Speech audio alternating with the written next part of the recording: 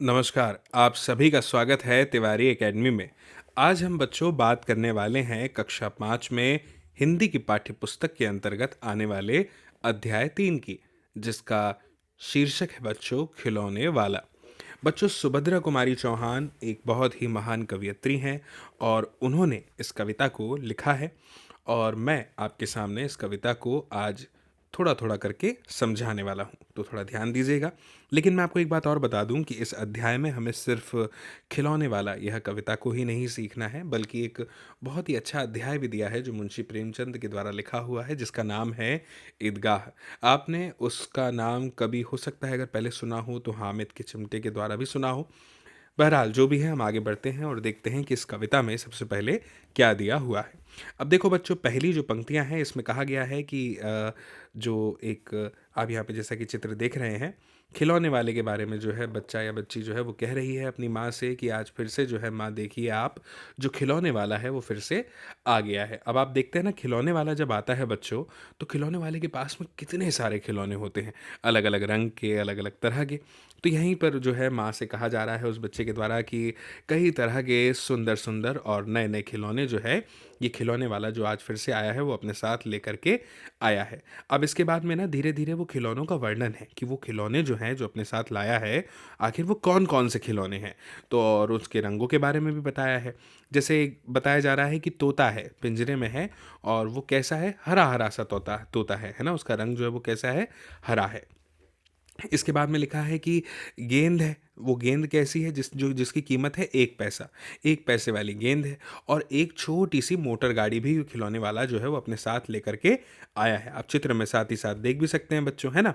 इसके बाद में लिखा है कि वो मोटर गाड़ी जो है वो एकदम सर सर सर सर चलती है ना। कई बार क्या होता है कि कुछ शब्दों का जो चयन है वो हम इसलिए करते हैं ताकि हम ध्वनि को जो है वो बता सके, प्रदर्शित कर सके, है ना। जैसे बारिश होती है तो कैसे, छम छम।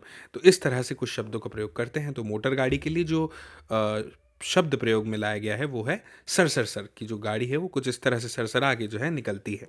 तो सर सर सर चलने वाली एक छोटी सी मोटर गाड़ी है। इसके बाद में बच्चों अगला जो खिलौना है वो है सीटी। सीटी भी है, वो भी कई तरह की सीटी है यहाँ पे, है ना। और कई तरह के सुंदर सुंदर खेल, जिसमें चाबी भर देने से भग भग करती चलने वाली एक रेल भी है यहाँ पर, कि वो होती है ना रेलगाड़ी जिसमें चाबी भर दो तो वो आगे तक चलती है। इसके बाद में बताया जा रहा है बच्चों की गुड़िया भी है। गुड़िया कैसी है, बहुत ही भली सी है, और कानों में जो है वो गुड़िया ने बाली पहनी हुई है। इसके बाद में कहा है कि छोटा सा टी सेट भी है। आपको पता है ना बच्चों कि बच्चों के खेलने के लिए, जब छोटे बच्चे होते हैं तो उनके खेलने के लिए क्या होता है, अलग अलग तरह के किचन सेट मिलते हैं, है ना, जिसमें सब कुछ मिलता है, थाली, लोटे, गिलास वगैरह सब चीज़ें। तो वही बताया कि छोटा सा टी सेट है और छोटे छोटे हैं लोटा और थाली। इसके बाद में खेलने के लिए छोटे छोटे धनुष बाण भी है, और इसके अलावा छोटी छोटी सी तलवारें भी है। आगे लिखा है नए खिलौने ले लो भैया, जोर जोर से वह रहा पुकार। और आपको तो पता है कि जब खिलौने वाला आता है तो कैसे पुकारता है, खिलौने वाला आया, नए नए खिलौने ले लो भैया, इस प्रकार से। अब बच्चों क्या है कि मुन्नू जो है उसने गुड़िया ले ली है, और मोहन ने क्या ले लिया है, मोटर गाड़ी को ले लिया है। अब अलग अलग बच्चे क्या क्या चीज़ें ले रहे हैं वो बताया जा रहा है। और मचल मचल सरला कहती है माँ से लेने को साड़ी। अब माँ से वो क्या कह रही है कि साड़ी लेनी है। कभी खिलौने वाला भी माँ क्या साड़ी ले आता है साड़ी तो वह कपड़े वाला कभी कभी दे जाता है। अम्मा तुमने तो ला कर के मुझे दे दिए पैसे 4, कौन खिलौना लेता हूँ मैं, तुम भी मन में करो विचार। अब वो अम्मा से कह रहा है कि सोचिए कि मैं क्या कौन सा खिलौना लेने वाला हूँ, है ना। फिर वो ये बताता है कि अब बच्चे जो होते हैं, आपको पता है ना कैसी बात करते हैं। तो वो कह रहा है कि अब तुम सोचोगे कि मैं ले लूँगा कौन से खिलौने, है ना, तोता, बिल्ली, मोटर, रेल, पर माँ ये मैं कभी भी नहीं लूँगा, बच्चा कह रहा है। तो ये तो क्योंकि वो बोलता है कि ये तो बच्चों के खेल है, तो मैं क्या खरीदूंगा, वो बता रहा है कि मैं तलवार खरीदूंगा माँ, या मैं लूँगा तीर कमान। और फिर क्या करूँगा उसको लेकर के, वो बच्चा अपनी माँ से कहता है बच्चों कि जंगल में जाऊँगा और किसी ताड़का को मारूंगा, जैसे राम समान, जैसे राम भगवान ने ताड़का का वध किया था, वैसे मैं भी जो हूँ जंगल में जाऊँगा तीर कमान लेके या तलवार लेके और किसी ताड़का को मारूंगा। और जो तपसी हैं, तपस्वी लोग जो हैं, जो यज्ञ करते हैं, उन्हें तपसी कहा गया है यहाँ पे, करेंगे यज्ञ और असुरों को मैं मार भगाऊंगा। और जितने भी जो असुर लोग हैं जो उनके यज्ञ में बाधा डालेंगे, विघ्न पैदा करेंगे, उनको मैं मार डालूंगा। ऐसा वह बच्चा अपनी माँ से कहता है। आगे लिखा है कि यूं ही कुछ दिन करते करते रामचंद्र बन जाऊंगा। और ऐसे ही कुछ दिन जो है करते करते क्या बन जाऊंगा, रामचंद्र बन जाऊंगा, और यहीं रहूंगा कौशल्या में, तुमको यहीं बनाऊंगा। और मैं भी यहीं रहूंगा और तुम क्या हो जाओगी, अगर मैं राम हो जाऊंगा तो तुम क्या हो जाओगी, कौशल्या हो जाओगी। तुम्हें मैं कौशल्या बनाऊंगा। तुम कह दोगी वन जाने को हंसते हंसते जाऊंगा, पर माँ बिना तुम्हारे वन में मैं कैसे रह पाऊंगा। दिन भर घूमूंगा जंगल में, लौट कहाँ पर आऊँगा, किससे लूँगा पैसे, रूठूंगा तो कौन मना लेगा, कौन प्यार से बिठा गोद में मनचाही चीज़ें देगा। तो इस तरह से बच्चे और माँ के बीच होने वाली बातचीत, जिसमें बच्चे जो हैं अपने मनोभाव को, जो बच्चा है वो अपनी माँ के सामने प्रकट करता है, वो सुभद्रा कुमारी चौहान जी ने हमें यहाँ पर बताया है।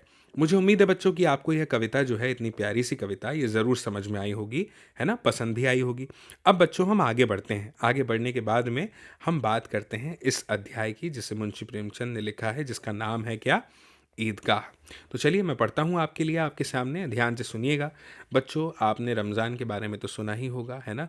30 रोज़े रखने होते हैं लगातार, और उसके बाद रमज़ान के पूरे 30 रोज़ों के बाद में ईद का त्यौहार आता है। तो यहाँ पर भी वही है, ईद के त्यौहार की बात होती है कि रमज़ान के पूरे 30 रोज़ों के बाद में कौन सा त्यौहार आया है, ईद आई है, और गांव में कितनी हलचल है ना, सब तरफ, और ईदगाह जाने की जो है तैयारियां हो रही है। अब बच्चों यहाँ पर हमें ये बताया है कि किसी के कुर्ते में बटन नहीं है और पड़ोस के घर से सुई धागा लेने दौड़ा जा रहा है। वर्णन हो रहा है वहाँ का कि कैसी स्थिति है। किसी के जूते कड़े हो गए हैं, उनमें तेल डालने के लिए तेली के घर भागा जाता है। जल्दी जल्दी बैलों को सानी पानी दे दें, ईदगाह से लौटते लौटते दोपहर हो जाएगी। बच्चों, लड़के जो हैं वो सबसे ज़्यादा यहाँ पर प्रसन्न हैं, ऐसा हमें बताया गया है। आगे लिखा है कि किसी ने एक रोज़ा रखा है, वह भी दोपहर तक, किसी ने वह भी नहीं, लेकिन ईदगाह जाने की खुशी उनके हिस्से की चीज़ है। रोज़े बड़े बूढ़ों के लिए होंगे, और इनके लिए तो ये क्या है बच्चों, ईद है। रोज ईद का नाम रटते थे, आज वह आ गई। अब जल्दी पड़ी कि लोग ईदगाह क्यों नहीं चलते। बच्चों, फिर क्या होता है, बार बार जेब से अपना खजाना निकाल कर गिनते हैं और खुश होकर फिर ये रख लेते हैं। अब देखिए क्या क्या हो रहा है आगे, कौन कौन कैसे गिन रहा है। देखिए, महमूद के बारे में बताया है कि महमूद गिनता है 1 2 10 12, उसके पास 12 पैसे हैं। मोहसिन के पास में क्या है, 1 2 3 8 9 15, 15 पैसे हैं। और इन्हीं अनगिनत पैसों में अनगिनत चीज़ें लेकर के आएंगे, खिलौने, मिठाइयाँ, बिगुल, गेंद और जाने क्या क्या। बच्चों, सबसे ज़्यादा प्रसन्न है कौन, हामिद है। क्यों है हामिद, क्योंकि हामिद अपनी बूढ़ी दादी अमीना की गोद में सोता है, और हामिद के पाँव में जूते नहीं हैं, सिर पर एक पुरानी दुरानी टोपी है जिसका गोटा काला पड़ गया है। अब ये हामिद की चीज़ों का और हामिद का वर्णन किया जा रहा है यहाँ पे। बच्चों, गांव से मेला चला है और बच्चों के साथ हामिद भी जा रहा था। भाई, जब सब बच्चे हमारे साथ, अपने साथ के सब मित्र कुछ ना कुछ खरीदते हैं, तो हमारा भी तो मन करता है कि हम भी खरीदें, तो हम भी उनके साथ निकल पड़ते हैं, है ना। तो वैसे ही हामिद भी जा रहा था, और कभी सब के सब दौड़ कर आगे निकल जाते, फिर किसी पेड़ के नीचे खड़े होकर के साथ वालों का इंतज़ार करते। अब ये लोग क्या इतने धीरे धीरे चल रहे हैं, हामिद के पैरों में तो जैसे पर लग गए हैं। अब शहर आ गया बच्चों, ऐसे ही आगे बढ़ते बढ़ते, और बड़ी बड़ी इमारतें आने लगी। यह अदालत है, यह कॉलेज है, यह क्लब घर है। इतने बड़े कॉलेज में कितने लड़के पढ़ते होंगे। सब लड़के नहीं हैं जी, बड़े बड़े आदमी हैं। सच, उनकी बड़ी बड़ी मूछें हैं। इतने बड़े हो गए, अभी तक पढ़ने जाते हैं। न जाने कब तक पढ़ेंगे और क्या करेंगे इतना पढ़कर। हामिद के मदरसे में 2 3 बड़े बड़े लड़के हैं, बिल्कुल 3 कौड़ी के, रोज़ मार खाते हैं, काम से जी चुराने वाले। इस जगह भी उसी तरह के लोग होंगे और क्या। अब आपको तो पता है कैसी बातें होती हैं, तो बस यही बातें जो है यहाँ पर इनके बीच में हो रही है। और सहसा ईदगाह नज़र आया, नमाज खत्म हो गई है, लोग आपस में गले मिल रहे हैं। और बच्चों, तब मिठाई और खिलौने की दुकान पर धावा हो जाता है, और ग्रामीणों का यह दल इसी विषय में बालकों से कम उत्साही नहीं दिखाई देता है। और कहते हैं, देखो ये हिंडोला है, 1 पैसा देकर चढ़ जाओ, कभी आसमान पर जाते हुए मालूम होंगे, कभी ज़मीन पर गिरते हुए। यह चरखी है, लकड़ी के हाथी, घोड़े, ऊँट और छड़ों से लटके हुए हैं। 1 पैसा देकर बैठ जाओ और 25 चक्करों का मजा लो। महमूद और मोहसिन और नूरे जो हैं बच्चों, और सम्मी इन घोड़ों और ऊँटों पर बैठ जाते हैं। लेकिन हामिद नहीं बैठता। क्यों नहीं बैठता? क्योंकि हामिद दूर खड़ा है और उसके पास 3 ही पैसे हैं। अपने कोष का 1/3 ज़रा-सा चक्कर खाने के लिए वो नहीं दे सकता। अब बच्चों आगे देखो क्या होता है फिर। सभी लोग चरखियों से उतर जाते हैं और अब वो खिलौने लेने आगे बढ़ते हैं। इधर दुकानों की कतार लगी हुई होती है, तरह तरह के खिलौने, सिपाही, गुजरिया, राजा और वकील, भिश्ती और धोबिन और साधु। वाह, कितने सुंदर सुंदर खिलौने हैं। आप भी कई बार खिलौनों की दुकान पर जाते हैं तो आपका मन ललचा जाता होगा ना कि कौन सा वाला लें और कौन सा वाला नहीं। वही स्थिति सबके साथ है। अब बोलना ही चाहते हैं। महमूद सिपाही लेता है, खाकी वर्दी और लाल पगड़ी वाला, कंधे पर बंदूक रखे हुए। मालूम होता है अभी कवायद किए चला आ रहा है।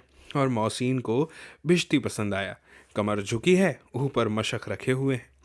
मशक का मुंह एक हाथ से पकड़े हुए है, बस मशक से पानी उड़ेलना ही चाहता है।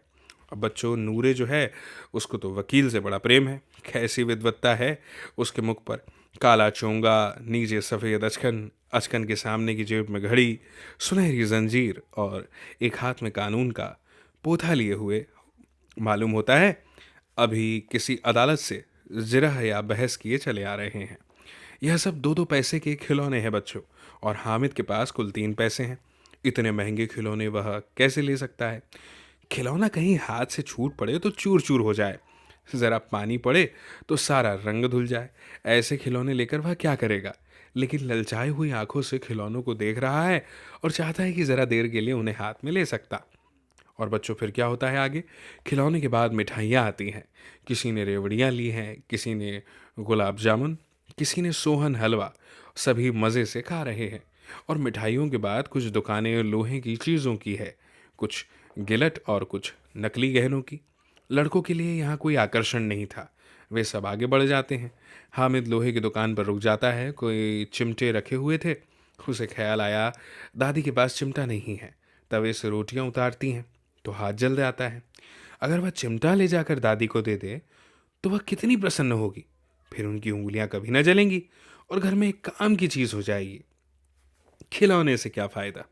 और ऐसे में हामिद, बच्चों देखो हामिद कितना अच्छा सोच रहा है ना? और फिर क्या होता है बच्चों कि हामिद के साथ ही आगे बढ़ जाते हैं। सबील पर सब के सब शरबत पी रहे हैं। अब देखो सब कितने लालची हैं। इतनी मिठाइयाँ ली, मुझे किसी ने एक भी ना दी। उस पर कहते हैं मेरे साथ खेलो, मेरा यह काम करो।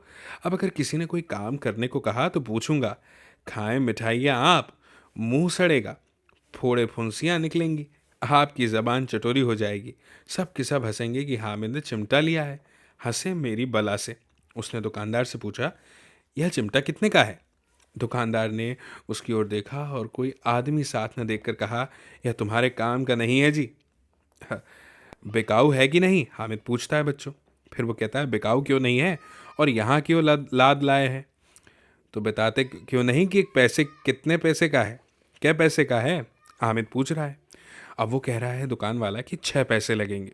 अब हामिद का दिल बैठ जाता है। कहता है ठीक ठीक बताओ। तो दुकानदार कहता है ठीक ठीक 5 पैसे लगेंगे, लेना हो लो नहीं तो चलते बनो। अब हामिद कहता है बच्चों कलेजा मजबूत करके, 3 पैसे लोगे? अब यह कहता हुआ वह आगे बढ़ गया कि दुकानदार की घुड़कियां न सुने। लेकिन दुकानदार ने घुड़कियां नहीं दी, बुलाकर चिमटा दे दिया।